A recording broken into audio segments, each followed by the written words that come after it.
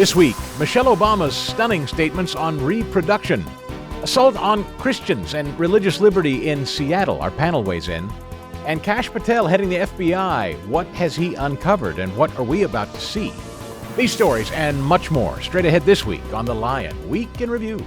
Welcome into this week's edition of The Lion Week in Review. It's a weekly look at the culture, the courts, your state capitol, and your kids. I'm Chris Stigall, and let's meet our panel, the men and women behind the stories you see and read at readlion.com. Michael Ryan is our executive editor. Adam Wittenberg is a staff reporter at The Lion and a brand new member of the panel. Her name is Hannah Faulkner. She is a media contributor here. And Hannah, we welcome you. Tell everybody a little about yourself, would you? Yeah, so my name is Hannah Faulkner. Like Mr. Chris said, I'm 17. I'm a former motocross racer. I got involved with Turning Point USA when I was 13. I started a Turning Point chapter, and then shortly after started hosting events. When I was 15, my sister was paralyzed in a freak swimming accident that paralyzed her from the chest down, which led me to hosting the first Teens Against Gender Mutilation rally in Nashville, Tennessee. Started a podcast in 2023 and then wrote the book, published it in January 2025, and now we're here with Read the Lion with Mr. Chris, Michael, and Adam. Listen, that's impressive. And by the way, your podcast, just so people know, where can they find you? The Hannah Faulkner Show on Rumble, and then I do a live show every day on LFA TV. Well, we welcome you to The Lion and our team here at Herzog. This should be, gentlemen, get ready, buckle up, because this one, we just had lunch a little while ago before the show. She knows her stuff, Michael Ryan. Are you ready? No. I'm glad that she knows a little something about religious liberty and religious freedom. And there is a mess, as usual, going on in Seattle. Michael, we start with you. Can you talk a little about what happened in Seattle in the last week, and now the FBI is involved? Well, I think Adam actually wrote a very nice story about what's going on in Seattle, where they had a worship service interrupted by some far-left goons, and the mayor of Seattle actually took the goon side and blamed the Christians for the melee. There's no moral equivalence here whatsoever. He must be the mayor of Fantasyland. And it makes you wonder if Seattle is the most hostile city in America for Christians. It's certainly ground zero right now for religious freedom. And the ground is shifting. And Christians need to be more active in their faith. They need to be out there. They need to be vocal. There's a battle for the soul of this nation and for freedom of conscience. Adam, my apologies. You wrote the story. Tell me a little about it, specifically to the FBI getting involved. That's a little different than what we've seen in the past when we see this hostility directed at Christians. Yeah, absolutely, Chris. I think what's happening differently here is the Christians aren't taking it laying down. And they have the facts on their side. It was actually the mayor's office that suggested that they go to this particular park, which happened to be in a heavily LGBTQ neighborhood.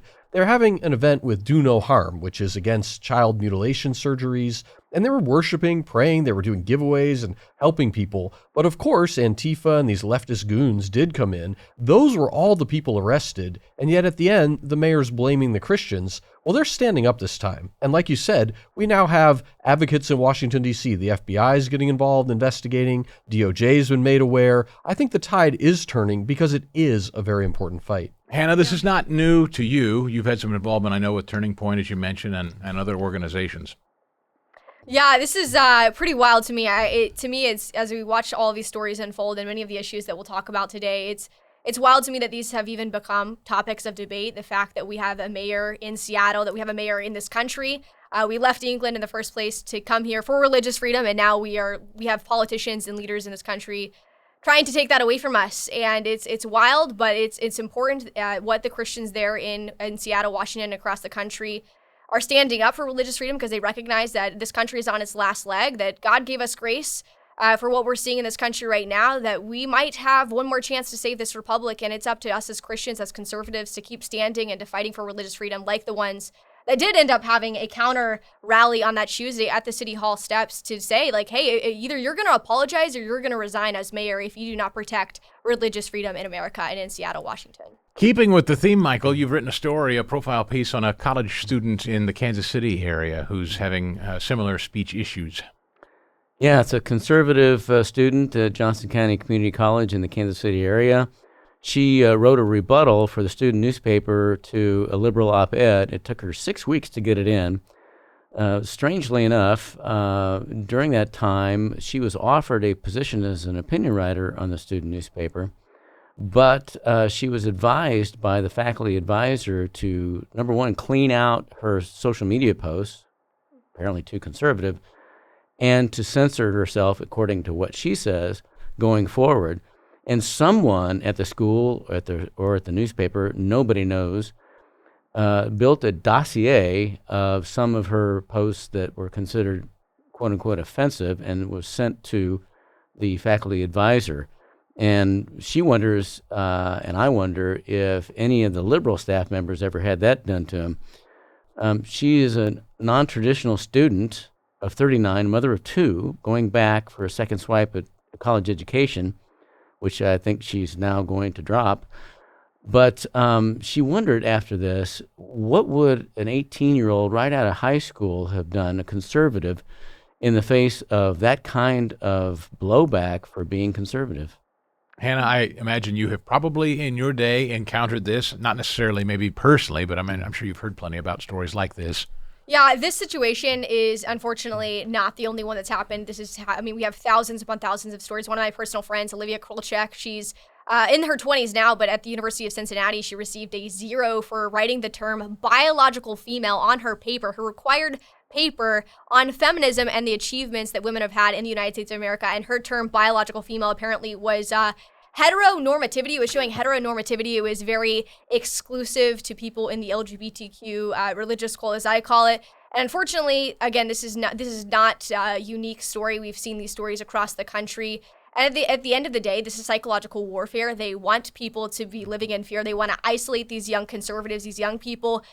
You saw in the election where I think it's like over 50% of young people lied about who they voted for. Why? Because this elitist class has successfully created this fear-mongering culture where they're scared, they're afraid to speak up about what they believe in. Actually, a KGB informant started warning Americans in the 80s about the psychological warfare that we're seeing today in America. And it's unfortunate that it has been so successful, but that's why it's so important that young conservatives continue to stand their ground and push back against this narrative, or it's going to continue to prevail. And then there's the issue, Adam, that we write about a lot at The Lion, and it's just constant. And here we are in a week for a lot of state competitions across the country. High school athletes are competing, many women's teams, and now we're starting to see, again, the proliferation of biological males competing against females. This is an issue they're dealing with in most states, including Minnesota. Mm-hmm. Yeah, well, what's good, definitely since Donald Trump took office, we are seeing more conservatives and people of conscience standing up and saying, no, this is wrong, this is ridiculous, this is not right. And in Minnesota, they filed a lawsuit. And some of I'm just going to read a couple quick quotes here, but the lawyer says the state is putting the rights of males ahead of females and telling girls their hard work may never be enough to win and that they don't deserve fairness and safety. Hannah, I'm going to go right back to you because every week it seems every week in the news, there is a story of a biological male in a female competition at a high school level. That it's baffling, but it's still very real. You know what? I think it's really funny to me the way that we say, biological female and biological man. And we shouldn't even be saying those things. And it's become it's been so natural for us to say, oh, this is a biological man, this is a biological woman, implying that you can change your sex when in reality you can't. If you're born a man, you'll always be a man. If you're born a woman, you'll always be a woman. It's scientifically impossible.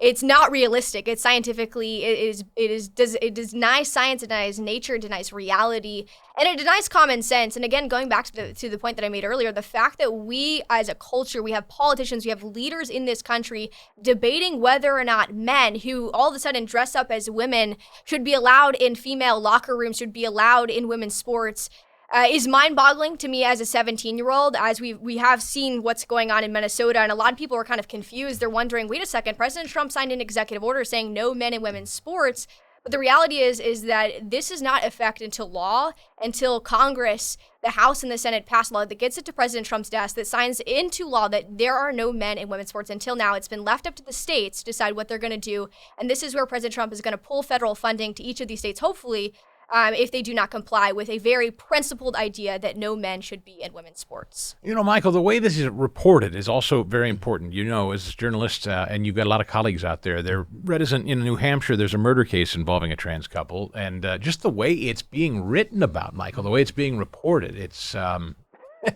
problematic if you don't have journalists, as Hannah said, using actual biological nomenclature.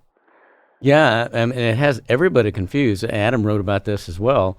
And no wonder we're confused. We have a Supreme Court justice who can't define what a woman is. The UK's Supreme Court has decided that a woman is what she is at birth, and a man is what he is at birth. It's pretty simple. You're free to identify as anything. That's fine with me. But are you free to require me to suspend my reality to jive with yours? This gentleman in New Hampshire described himself as a happily married polyam trans woman, and I'm wondering if any of that is accurate. Adam, can you help? You wrote the story. What does any of that mean? It's just so sad. If you go and read this story on readline.com, this man decided he was a woman when he was already married, had a 1-year-old child, I believe a son, and his wife kind of tolerated or allowed or went along with this, and it just kept spiraling downward. At some point, she decided to then transition, so he's trying to live as the woman, she's trying to live as the man. And then eventually he tells her, you know what, I want to have an open relationship and see other women or I don't know who he was seeing. And I think that ultimately drove to this violent collapse. It was actually looked like an attempted murder-suicide, but he didn't die. But then, adding to that media confusion where they're like, is this man-on-man violence, man-on-woman, woman-on-woman? I mean, what is going on here? And we're seeing just this collapse, as well as the selfishness, I believe, of this whole trans agenda. And this guy, so I'm gonna become a woman. Well, then I'm gonna open my marriage. I'm gonna do what I want, and people are dead as a result. Great stuff, panel. Coming up on the other side of the break, we're going to take a look at the sights and sounds from cable news and some podcasts. Mrs. Obama has surfaced on another podcast and has some jaw-dropping commentary. Kash Patel is out with some of the most talked about cases inside the FBI and the MAHA movement. That's next on The Lion Week in Review. Welcome back to The Lion Week in Review. If you've missed any of the content you're enjoying today, you can always check out readline.com or the show on YouTube. We're back with the panel, Michael, Adam, and Hannah. Let's take a look at some of the sights and sounds from the week. Kash Patel, new FBI director.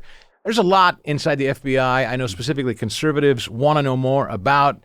Kash Patel, for maybe the first time, answered some direct questions about some things they're investigating. Listen.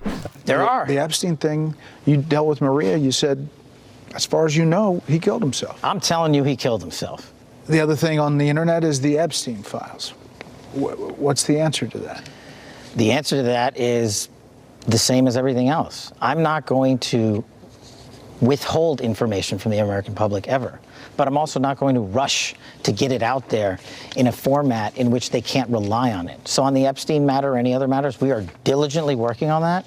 And it takes time to go through years of investigations, years of political maneuvering, and years of cover-up to get the American people what they deserve. And that's what I'm going to give them on everything. Now, here's the thing, Michael, I'm just curious. You've probably seen it, too. As you sort through social media, people who were huge fans of Kash Patel and Dan Bongino, his deputy there, they now seem skeptical, as if maybe the system has gotten to them a little bit. Do you have a take on that, or are you feeling good about what Patel and Bongino are up to? Yeah, I do have a take on it. I have belief in these guys. I don't have faith in anybody but Jesus Christ. But I have belief in people until they show otherwise. And I don't think these guys, Kash Patel and Dan Bongino, have done anything to erode our belief in them. I think it does take time to go through these things. Bongino was on Fox and Friends talking about how they found a secret stash of what I'll call the Comey files. They have a lot to dig through on January 6th, the FBI's involvement in that. They have a lot to go through with the pipe bombing. They have a lot to go through with Crossfire Hurricane. So give them a chance.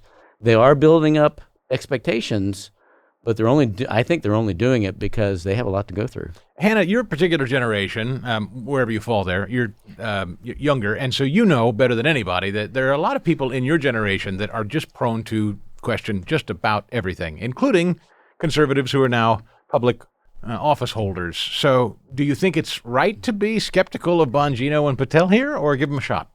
Yeah, I obviously think we need to hold anyone accountable for if they say something that isn't accurate, and we need to, hold people accountable regardless of what side they put themselves in. And I do think it's important to question things. I think the reason why we're here is because we haven't questioned the narrative. We haven't questioned what's happening around us.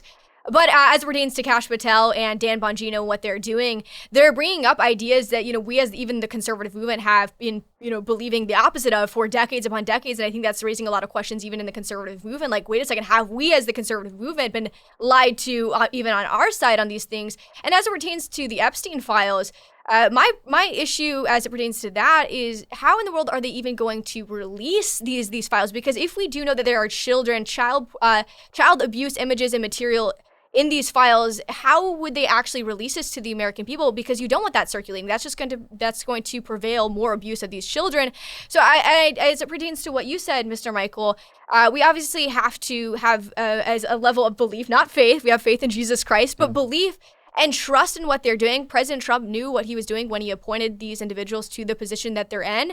And as of now, they have revealed a lot of information that we have not seen in a very long time. If it weren't for these people like President Trump, we would not have the information. We would not even be talking about Jeffrey Epstein, Diddy, or any of these pedophiles that many in our past and even conservatives were not willing to talk about. So it's exciting. That is something that they bring up often. There are victims of these crimes that have to be protected as they release this information. That is key to remember. Good point, Hannah. Adam, I want to pivot to the MAHA movement. Speaking of transparency, big food, big pharma, the triad, Dr. Bhattacharya, Dr. McCary, and RFK Jr. joined together to talk about the COVID shot for kids this week. Take a listen. Hi, everybody. I'm Robert F. Kennedy Jr., your HHS secretary, and I'm here today with NIH Director Dr. Jay Bhattacharya and FDA Commissioner Dr. Marty McCary. I couldn't be more pleased to announce that as of today, the COVID vaccine for healthy children and healthy pregnant women has been removed from the CDC recommended immunization schedule. Last year, the Biden administration urged healthy children to get yet another COVID shot despite the lack of any clinical data to support the repeat booster strategy in children. That ends today. It's common sense and it's good science. There's no evidence healthy kids need it today, and most countries have stopped recommending it for children. We're now one step closer to realizing President Trump's promise to make America healthy again. And while we're at it, Dr. McCary went on another program to talk specifically about some of the things in our food that these agencies have now extracted. Take a listen. The modern medical establishment really has been disconnected. We've been so busy focusing on treatment, on billing and coding in a high throughput model. We've got to stop and ask ourselves, should we be focusing more on school lunch programs, not just putting every kid on Ozempic? We've got to talk about food as medicine and gut health and the microbiome. We've got to talk about environmental toxins that cause cancer, not just the chemo to treat it. And maybe we need to treat more diabetes with cooking classes, not just throwing insulin at people. This report is a fresh new approach that really calls for a transformation of our healthcare system from a reactionary system to a proactive system. Adam, pretty unique stuff in our time. What do you make of it? Well, if you want to know why they fought so hard to kill President Trump and keep him out of office, this is actually a big part of it. There has been a almost unfettered agenda to keep Americans sick, eating bad food, using all this medicine and billions of dollars flowing into that, insurance industrial medical complex. And Trump is kind of the wrench in the machine. And it's good and refreshing and right-minded to see these men, in this case, stand up and say no. And I'm hopeful that there will be more such correctives to the over-vaccination, over-medication, and over-emphasis on the wrong things in keeping America healthy. Hannah, I got to ask you about this next one specifically because Mrs. Obama has surfaced on another podcast recently, and she said something extraordinary in my view, but as a woman, I thought you would be best suited to answer to what she's just said here in this recent podcast about female reproductive systems. Take a listen. A lot of male lawmakers, a lot of male politicians, a lot of male religious leaders think about the issue of choice as if it's just about the fetus, the baby, but women's reproductive health is about our life. It's about this whole complicated reproductive system that does the least of what it does is produce life. It's a very important thing that it does.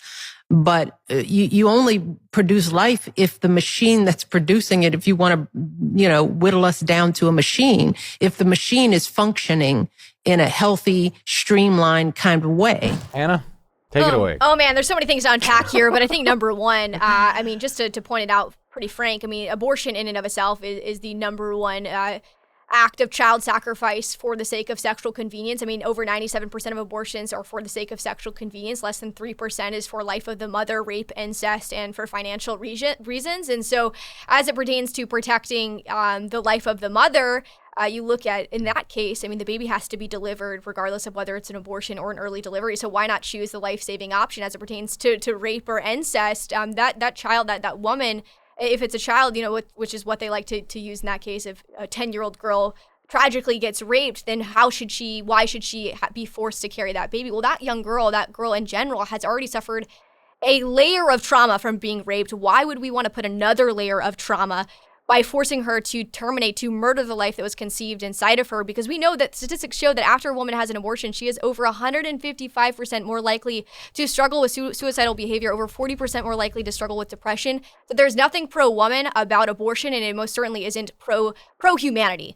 Because every single time there's an abortion, there is a killing of an innocent life, and oftentimes it even hurts the mother. Michael, I was just so blown away that she said one of the least significant or least important, I think were her words, least important functions of a woman's body was producing life. I don't even know what to do with that. I do. Call on me. That's like saying the least of the circulatory system's functions is to send blood through your body. That's just galactically insane. And to talk about abortion being about the life of the mother, as Hannah said, that's very, very rarely the case. It's always about the baby's life, though, isn't it? All right, I have a beard. Adam has a beard. So the next question goes to the bearded member of the panel. Mayor Pete Buttigieg has surfaced. It's pretty clear he wants the nomination. It's pretty clear he's got his eye on the prize of the White House one of these days. And now he's having some navel-gazing introspection about what Democrats need to do better. He's grown a beard, and here's what he had to say about it, Adam. Democrats have created this impression, I think partly because of the way we feel and talk about Trump, have created this impression that translates into the way we feel and talk about people who supported him. And that's the thing that I think really is a cultural struggle in our party.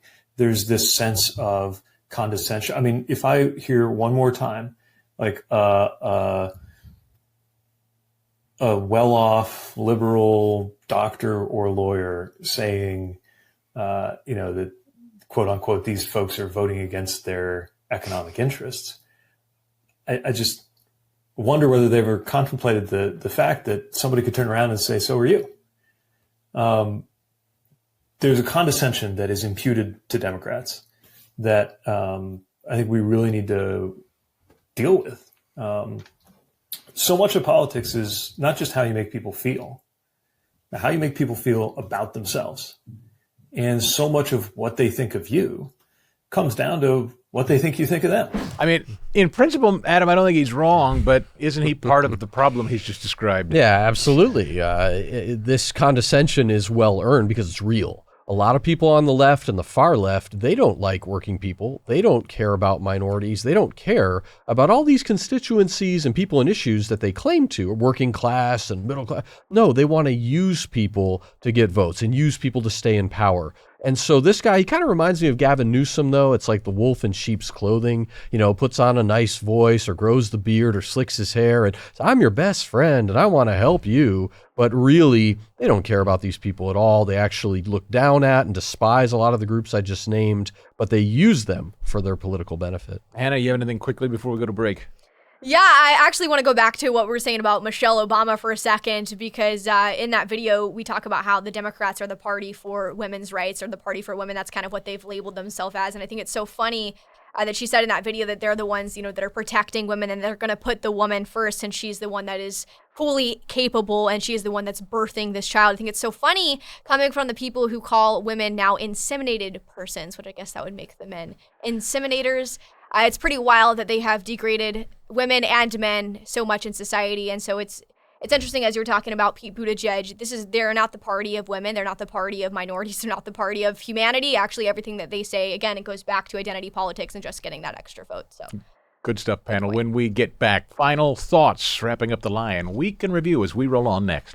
Welcome back to the Lion Week in Review. And if you missed any of the show, as always, you can catch it on YouTube. We hope that you do, and catch all our stories each and every day at readlion.com. Panel, as we close, we always like to ask your final thoughts, what's on your mind, maybe stories you'd like the audience to pay attention to. Michael, we start with you. Yeah, about that story on the lawsuit by Alliance Defending Freedom against Minnesota's policy of explicitly allowing boys and men to participate in girls' and women's sports. I understand, and I think Adam can correct me if I'm wrong, but there's no testosterone limit. There's no transitioning needed. You simply have to identify as a female. It's, the Minnesota AG is saying that the Trump executive order and this lawsuit are trying to deny the rights of transgender people, which is an odd claim because the rights of girls and women are actually codified in civil rights law. The things I think that may solve all this are lawsuits like this, Supreme Court declaring what a female is, and we know that one justice will have to recuse themselves. And something that Tyrus said on the Gutfeld show the other night, that it's time for women to stand up and speak out for girls. Adam, your thoughts? Yeah, I mean, related to what Michael said, the AG of Minnesota, in countering this lawsuit, says that Trump is bullying vulnerable children by issuing an executive order saying no men and women's sports and no, 27 genders. I mean, this is ridiculous, and pushing back on that. I think kind of the theme that I'm getting from today's stories is that we need conservatives and Christians and people of conscience to stand up. We're seeing it in Seattle. We're seeing it in pushback in this blue state lawsuit against Minnesota saying, no, you've gone too far. We're not going to do this. And then related to Michael's story of this conservative on the newspaper in Kansas at the community college, like she said, like, no, you can't tell me to censor myself because I have political views. We need freedom of expression. Hannah, we've enjoyed having you. Your final thoughts today. Yeah, absolutely. Well, I think as we've talked about all of these stories and these news headlines, I think it comes down to is that the greatest issue facing America is the breakdown of the family between one man and one woman. And all of these issues that we've talked about come down to recognizing your role as a man and recognizing your role as a woman. And unfortunately, we have seen the collapse of the nuclear family between one man and one woman in our society, in our country, and frankly, in our entire world, more apparently than we have ever before. I mean, with the 2015 ruling for Obergefell versus Hodges, putting our stamp of approval on gay marriage, which really kind of created a cultural normalization of anything that could be defined as marriage, anything. It's just a subjective idea. So we got to get back to understanding that God created men to lead, provide, and protect. Women are called to nurture. Women, by definition, Eve is the life giver. It is a beautiful thing, contrary to what Michelle Obama said. It's a beautiful thing. And once we recognize that as such, I think we're going to create a strong society, which is going to create a strong nation. So you guys keep staying informed. The best defense against tyranny is a well-informed society. That's what Thomas Jefferson said. It's one of my favorite quotes, but I appreciate all of you guys and what you're doing, and I appreciate you having me on the show today. Oh, holy cow. And if people want a little more Hannah Faulkner, and I bet a lot of people do, where can they find you again? My Instagram is Hannah Faulkner 1776. It's been suspended twice, so hopefully when you look it up, it's there. My website's cultureof1776.com, and it has the links to all of my show stuff, my book, and everything else that I'm doing. Hannah, gentlemen, great. Thanks a lot. Appreciate it. That'll do it for this week's edition of the Lion Week in Review. Be sure to keep up every single day on all the breaking news and the latest stories at readlion.com. Thanks for downloading the show, and we'll see you next week right here.